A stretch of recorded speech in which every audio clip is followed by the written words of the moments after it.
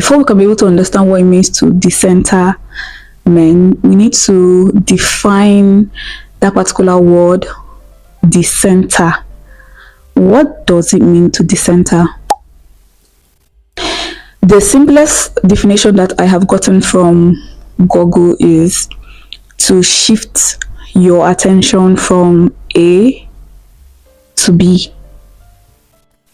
The ability for you to remove your attention from something and place it on something else that benefits you, that is to decenter. So to shift your attention from A and consciously place your attention on C means that you have successfully decentered A and now you are centered around C. And that is the meaning of decenter. Now let's bring it back to the topic of today. To decenter men means to simply remove your attention from men. To shift your attention from men and place your attention on something else that benefits you, that has nothing to do with a man, that is not linked to you having a man, trying to impress a man, trying to get a man, trying to do something for a man. You're no longer centered around such things. Your focus and attention is no longer on how to get a man, how to be there for a man, how to, do this for a man, how to impress a man. You're no longer living a life that is centered around those things. You're now living a life that is centered around the things that you actually want to do. Probably you want to create a project, you want to become something, you want to live a life where your excitement and happiness does not come or isn't linked to you having a man, isn't linked to you being with a man. You get happy and it is not attached to a man. You're excited about the next day and it is not all about a man. I don't know if you get, you are decentering men in general and you're focusing your attention on something that benefits you, and that thing isn't linked to a man. That is to decenter men. That is to decenter a man. That's my quick introduction for this particular video. So I have my notes here, of course, and we're going to be having a conversation. We're going to be talking about how we have been subconsciously programmed to live a life that is centered around men. That's women. We have been subconsciously groomed and trained to live a life that is centered around men. We're going to be talking about that. And also I have 4 ways that you can decenter men. And I also want to talk about the personality impacts of women being centered around men. The effect of women being centered around men, the personality impact. Okay, so we're going to be talking about this, having a conversation. And in case you have any other thing to say or to add to this particular topic, you can say it on the comment section. It is open for everybody. Okay, and if you feel like this video is going to trigger you, this is your opportunity to leave. This is your opportunity to get the F out. I'm going to start this video by saying that subconsciously or consciously, women have been trained and groomed to live a life that has to do with a man. So either to serve a man, either to get a man, either to dress for a man, to talk for a man. Generally, everything that we have been taught in life as girls while growing up, we're all centered around men, which led to women growing up to thinking that their happiness will only come from them having a man, being in a relationship with a man, or a man, being by their side, a man doing things for them. That is where their happiness comes from. Women do not believe that they can be happy without having a man. Let me say 90% of women believe that without a man in their life, they are not blessed, they are lacking, they are empty, and their life is not fulfilled. And their fulfillment comes from actually having a man, being there for a man. And this was done to us subconsciously. Society programmed women to place men at the center of their lives. Women are often raised to believe that their values are tied to how they support or relate to a man. Example, the pressure of being married. Practically, children were groomed, small girls from the tiniest age to the age where they become aware of their existence. You see parents training their children, they are female, that they are girls, to learn how to be able to support a man, to learn how to be able to dress for a man, to talk for a man, to learn how to, to be able to be all these things for men, which is the pressure of being married. Also, women were groomed from early age on how to keep a man. You hear mother tell their daughters, if you're not doing this, your man will not stay. If you're not able to feed your man, if you're not able to cook for your man or clean well, he's going to leave you. You need to learn these things to be able to keep a man. And I don't know if this thing is happening in your own world, but it's happening in my world here in Africa, where I grew up, Nigeria. It is happening steady. Parents are steady teaching their children, their girls, on how to live a life that is centered around men, how to care for men, how to be there for a man, how to live a life that men recognize you, where men values you, where your worth and your confidence comes from, you having a man. These particular teachings and grooming can limit a woman's sense of purpose, because now a woman, or let's say a girl that has been trained to believe that her life is centered around men, we grow up to thinking that everything that she's meant to do here on earth has to do with a man. Like, all her life purpose and all her life achievement is tied around a man, which is limiting their sense of purpose. A lot of women will not even be willing, let me not say willing, they will not have that inspiration or aspiration to do any other thing outside than caring for a man, outside than getting married to a man, outside than motherhood, because their sense of purpose has been limited by the programming they got from the society. These things were all caused by cultural conditioning. When I say cultural conditioning, most family structures often place men as the head of the household, making women the supporters and the followers. Even media has always reinforced the idea that women's life should revolve around a man. Growing up from a very young age, most of the shows, that's the TV shows, the movies that we watch, the stories were all surrounded with, men being portrayed as the ultimate goal for a woman. If you guys are very, very familiar with Cinderella story or with the Sleeping Beauty, Enchantress, you will see that every time a girl or the girl in the story is always searching for a man, is always being saved and rescued by a man, making women helpless again and supporters and followers, making a woman believe that her happiness is tied to having a man. This particular training and grooming that women have gotten has actually impacted negatively on their personal identity, their personality, which is their personal identity. This has actually impacted negatively on them.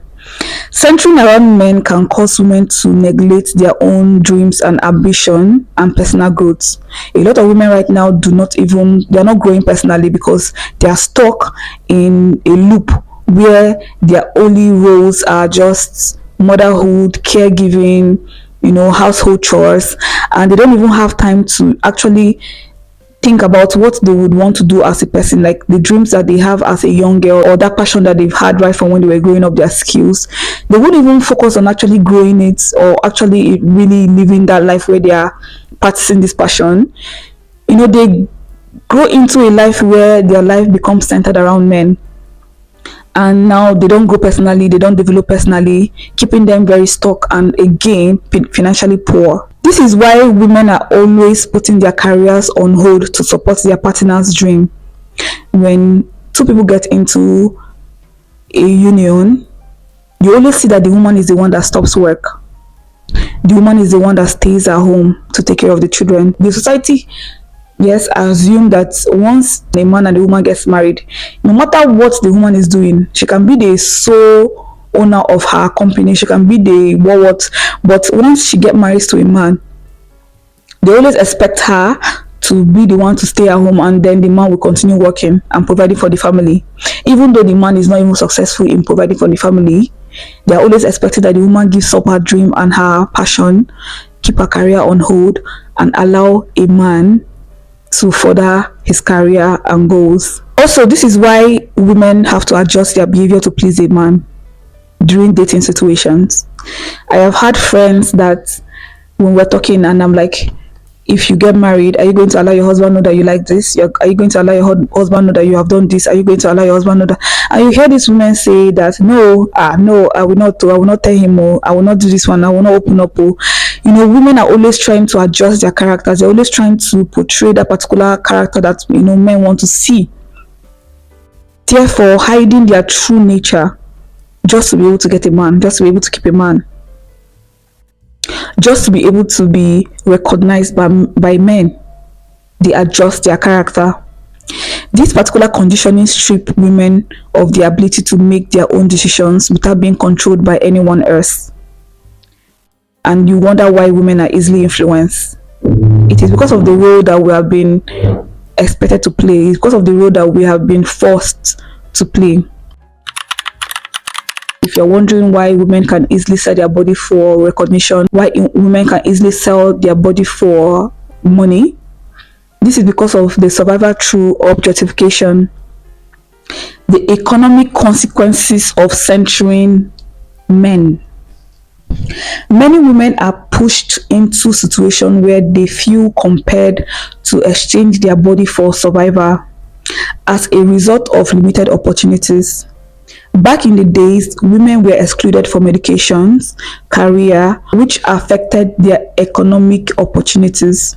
For many women, societal limitations on their roles have left them with no opportunities outside than catering for men.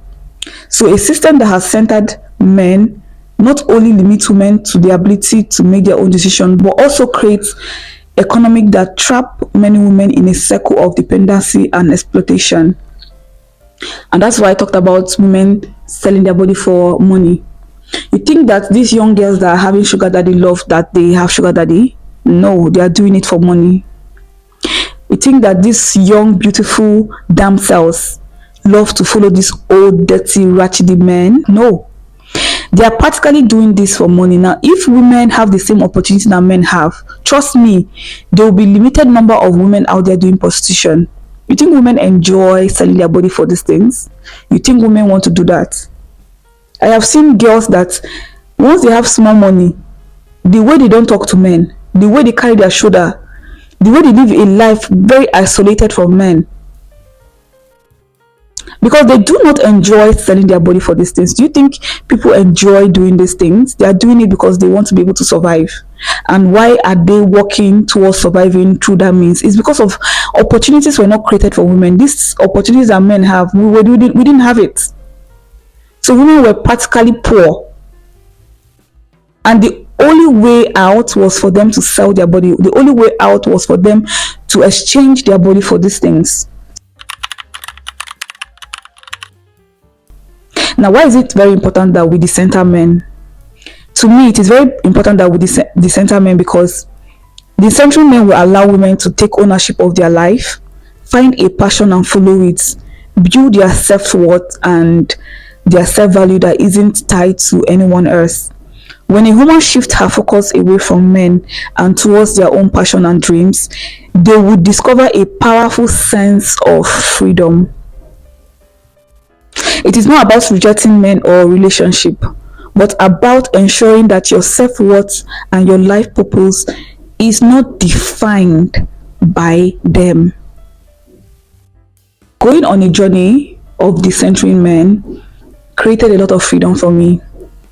I used to feel very limited to so many things. Like I felt limited. I felt like I wasn't confident and I did not have the ability to achieve so many things in my life because I was centered around men. I was centering my life around men. You can imagine a young girl growing up, and every time that I'm thinking about how my future was going to be, I was always putting a man in that future. I don't think while I was growing up, I've ever thought about my future without attaching a man to it.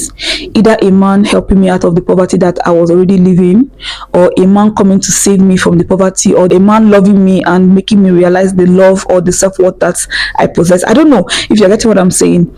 I was constantly thinking of my future and always attaching a man to that future, always putting a man as my savior.